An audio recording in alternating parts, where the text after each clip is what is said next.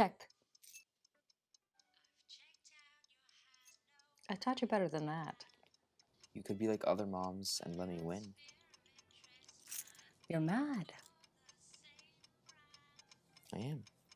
My grandpa let me win all the time. Yeah.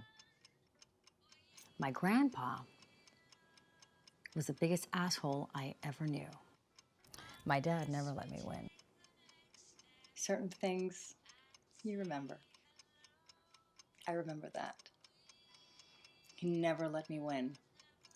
I earned every win I got from him.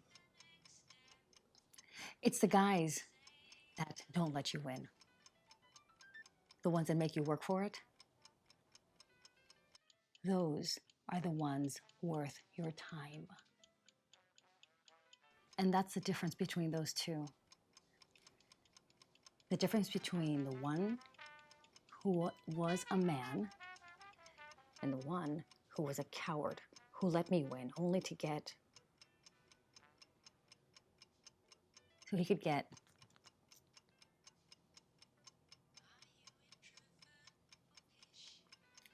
other things.